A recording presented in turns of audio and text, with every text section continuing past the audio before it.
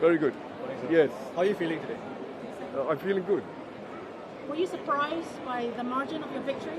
I was surprised by the margin of victory. I hadn't expected such remarkable unity, and I think it's a real positive for Singapore.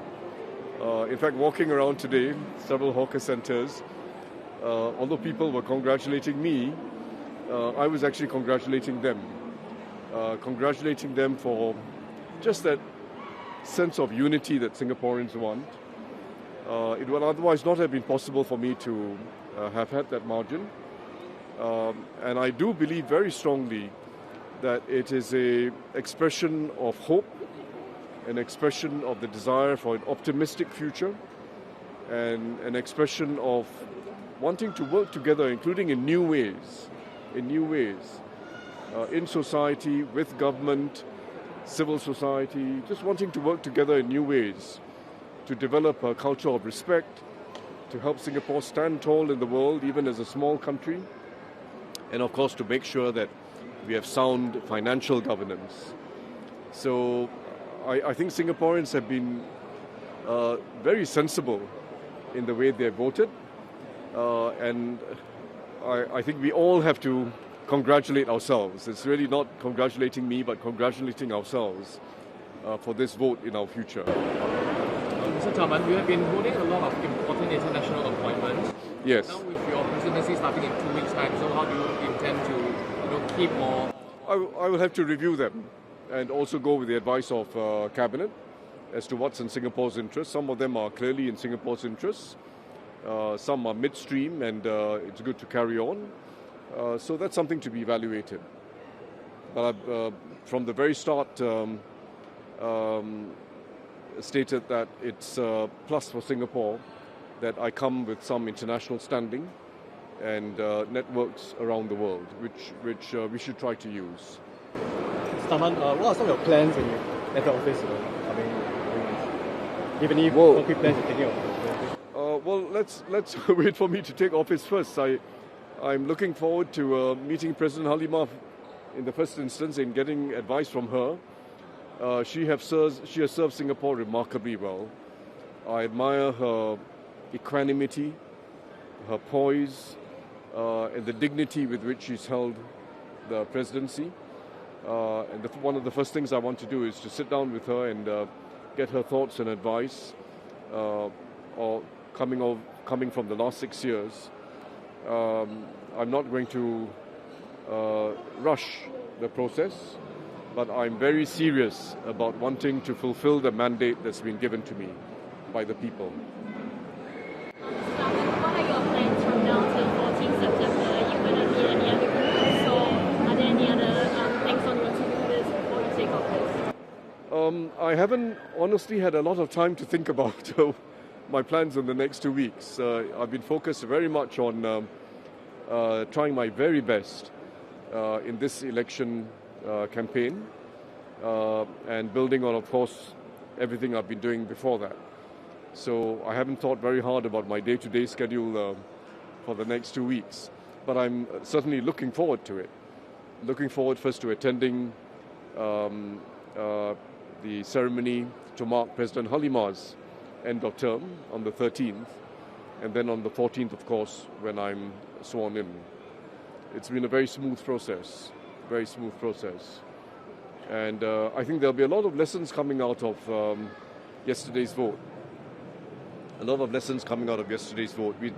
I spoke about some of them yesterday, including the fact that this is another milestone in the way we are evolving in how we look at race. Always a factor, but not the only factor. I think it's also interesting that Singaporeans, whom I believe want a non-partisan president, and that's in fact something which I have been advocating all along. They do not think that having been a member of a political party or even being a member of cabinet should diminish a person's ability to be non-partisan. It all depends on the individual, the character of the person, the reputation of the person, and the ability to reach across all the boundaries you can think of in Singapore. And that's always been my orientation. So I think it's a very interesting lesson that Singaporeans do not think that my political service all these years was a disadvantage. As I've explained in my 2 TV broadcasts, that's been a huge source of strength for me. My on-the-ground experience, my policy-making experience, and of course my international experience. It's been a huge source of strength, and it wouldn't have come about if I hadn't spent 22 years in politics. That's for sure. It's instructive that even at the very outset, when Mr. Lee Kuan Yew spoke about the whole concept of needing an elected presidency decades ago, in that very same speech, he opined that it would be ideal if the person who fulfilled that role of acting as a check on government was a former minister who really knew a lot about the budget. And he said it for a reason, because these can be very complex matters. It's not a simple matter of having a key in your hand and deciding whether you turn it or not turn it. You've got to understand the challenges Singapore faces. You've got to understand the revenue options. You've got to understand the spending priorities, both in normal times when we need to deal with long-term crisis, as well as in crisis times. And understanding the ins and outs of the government budget and the budgets of the other public agencies concerned is invaluable knowledge and experience. So I think Singaporeans have been very sensible in all of this. They judge the person. They don't hold it against you because you've been a member of cabinet or a member of a political party. And they may even think it's a plus because you've got knowledge, experience, and you come armed with the confidence of knowing that you'll be able to judge on the basis of real knowledge. But ultimately, the president has to be non-partisan. That's a precondition. So non-partisan, working with government, working with civil society and all the other groups that are trying to make Singapore a better society. That's the right combination we need. Good. Do you have plans to move into the Istana and when? And do you worry that you will meet the people lesser as compared to... I don't think so. I don't think so. As I've explained, I'm not going to change my personality and my style. I intend to be an active president. Is there anything you want to say to the 20% of the voters that didn't vote? Oh, I will serve them to the fullest. I'll serve them to the fullest. It's to be expected in any election. Like I say, I did not expect such a high degree of endorsement, which also means that there was a fair number of people who would normally not vote in favor of the ruling party, who decided that this was not a political election, this was not a general election, and they decided to vote for me. And I think that's also very encouraging. Very good. What's the thing that was on your mind this morning when you woke up? What was? What's the thing on your mind this morning when you first woke up? Well, I don't think there was anything unusual or original on my mind. I mean, I have a routine when I wake up. I don't need to take you through the domestic details of what I do when I wake up, but there was nothing, no sudden flash of brilliance that passed through my mind. Last night you mentioned that your victory is a vote of confidence was I asked why you behind that. And did you expect more than No, I was surprised it was as high as 70%. I did not have such high expectations, which is why I really feel that congratulations are in order to Singaporeans, because this was a vote for an optimistic future, it was a vote for unity, it was actually a vote for Singaporeans. I really believe that.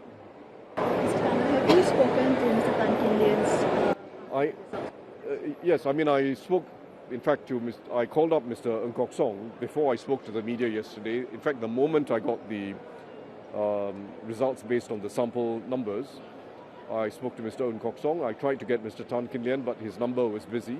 I tried a few times. And subsequently, we have been on messages with each other.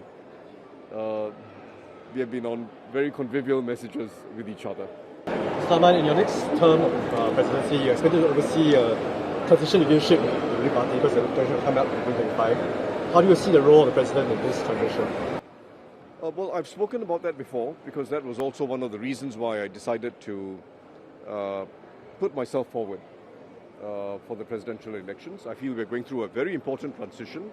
And as I mentioned, it's not going to be a matter of clearing one hurdle where there's a change in political leadership.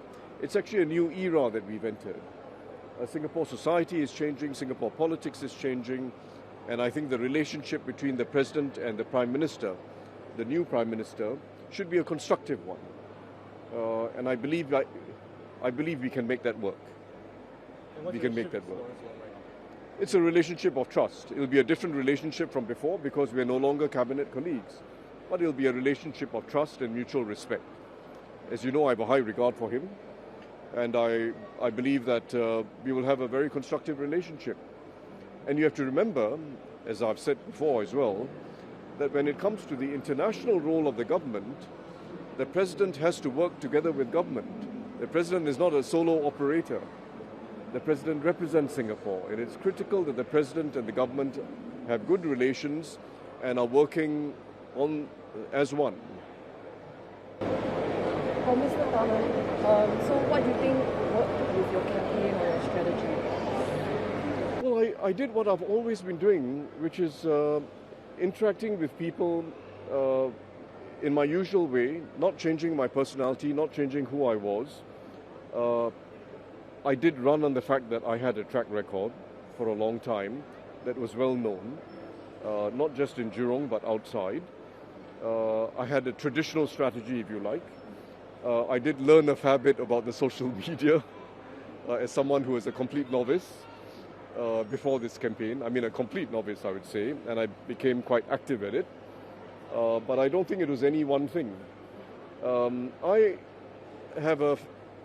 To be honest, I have a feel for ordinary Singaporeans, what they're looking for, what they listen to, and what they feel.